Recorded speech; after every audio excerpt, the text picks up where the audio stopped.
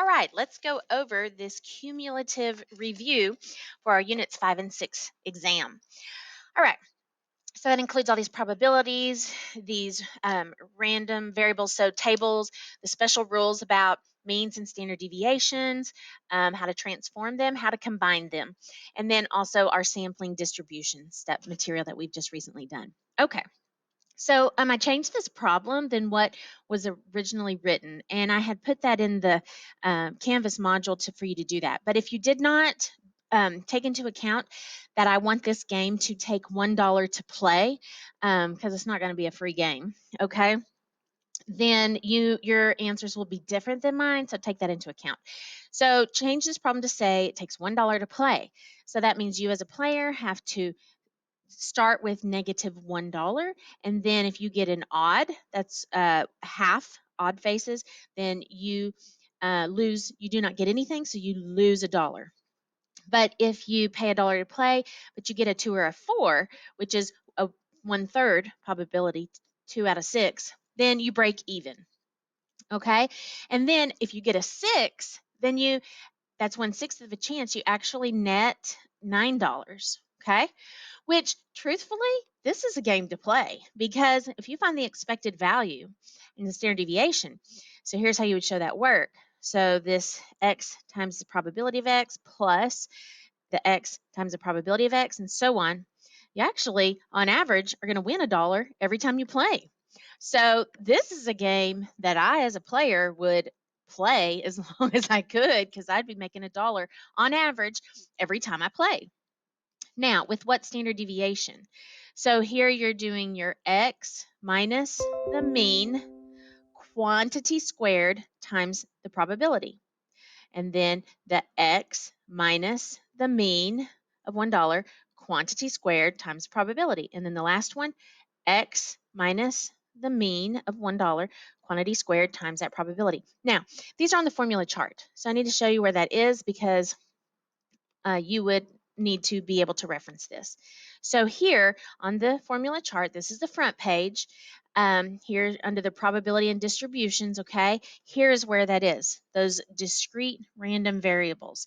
So here is those means where you're just doing summing up the x times its probability plus the x times the probability. Here's that x minus the mean quantity squared times its probability.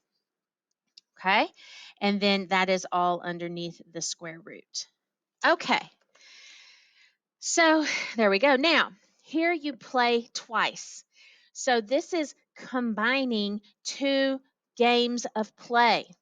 So that's, a variable for the first game and a variable for the second game. So you have, on average, two. That's easy. But it's this idea that typically people get lost at. You do not just go 3.298 plus 3.98. It's 3.98 squared plus 3.98 squared, and then square rooting that.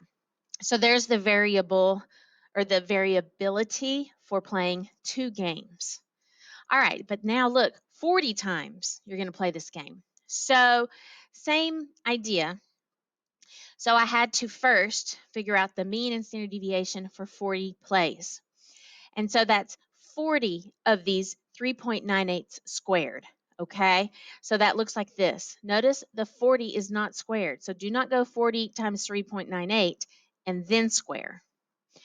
Now, once you have the mean and standard deviation, then solve with the normal model having at least 100. So that's your z-score, x minus the mean over the standard deviation, and then solved for at least that. So there's a 0.87% chance that if you play 40 times, you're going to win at least $100. Okay, not very likely, but on average, you're going to win 40. So that's good. Okay, number 2. All right, so this one is referencing, what is the difference between a population and the sampling distribution. So this is your population, so that's the field with all the individual pieces of data. Like on the quiz, I think it was like individual snakes. That would be in all the links of the individual snakes. But here, this would be the sampling distribution, how varied all the samples of a certain size are.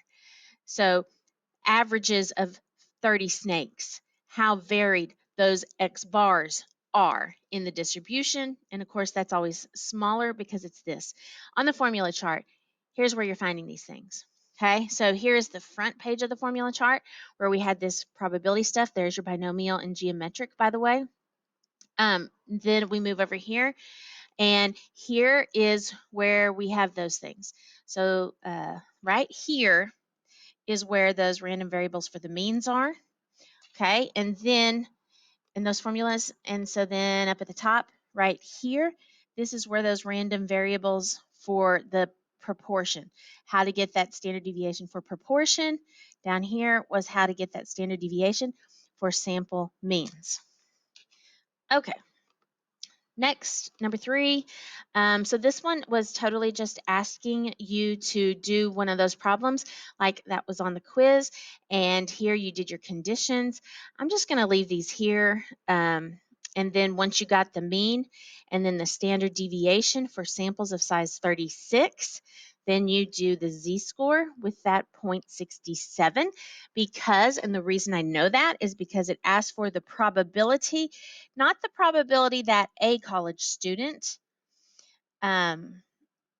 is less than 25, the ages, okay? Not the probability that a college student is less than 25, the probability that the average of 36 students are less than 35. That means I'm finding the probability of the whole X bar being at that location, not just an individual. Next, this one is the same idea, but for means. And so then you're doing the means. Keep in mind for large enough. Oh, hold on. Yeah. Oh, sorry. My bad.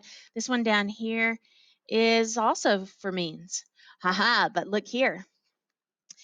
Look at the large enough. Yeah, 19 was not large enough. It was not greater than or equal to 30.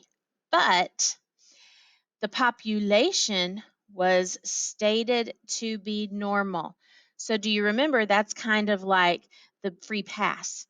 If the population is stated to be normal, then we do not have to worry about this right here because we know that it's all taken care of. Even if you have a small sample, you're still good to go. Okay? All right. There's basically a 0 here. The standard deviation for the samples of size 19 was 1.84.